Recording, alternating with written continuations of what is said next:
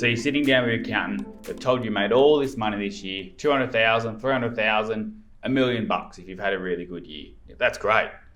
Where's all the cash? And that's a common thing that happens when I talk to business owners, is that these numbers look really good on paper, but the cash isn't there. And that's because often they don't have the right strategy or game plan going into each and every financial year. I'm Martin McGrath. We work with small business owners to making sure that they're using their business profits to create wealth outside. So what actually happens? The accountant tells you made a lot of money. Where did it all go? Step one, it's important. You need to understand the numbers. I know this isn't exciting. Hopefully the accountant can talk it through with you. I'm very happy to talk you through that. We need to understand the numbers in terms of where's this profit gone. One of the biggest and scariest things is probably tax. If we're making this kind of money, we're paying 30 to 50% in tax. Yeah, 30 to 50% in tax if we don't have the right strategies in place. So that's a big thing. We're basically close to halving this figure before we even started. Should we try and reduce that tax? Definitely. We've got plenty of ideas and strategies. We can take you through that, but just know that that's going to be one of the first things. We need to have that covered off first before we kind of move off with the other stuff. There's heaps of things you can do to set that up in a much smarter way than perhaps it is at the moment.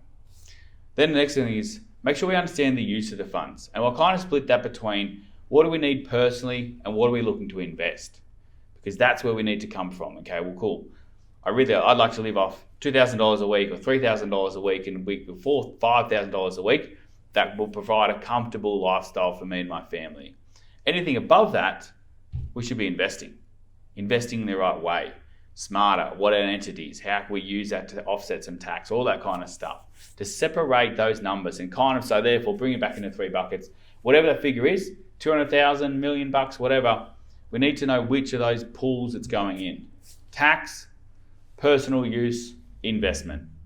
So we kind of split that up in the right manner. There's no perfect formula or split between those, other than we want the tax as low as possible and the others much better.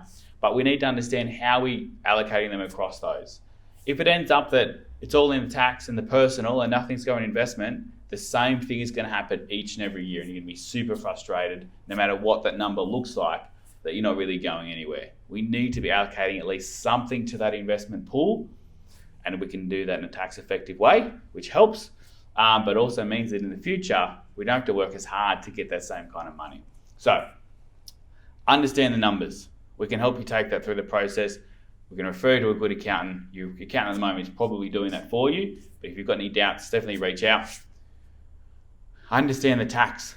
How can we reduce and save that? We've got plenty of strategies to take you through that, and then understand how we're splitting out the rest. And often it might not make sense that we're taking some money out to pay off the mortgage earlier. It might be better that we invest that in a different way, and I can take you through that strategy.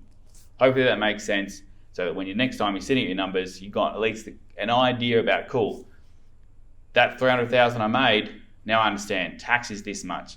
We've spent this much personally, what's left over, and we can definitely take you and help you through those numbers to put you in a better position for next time.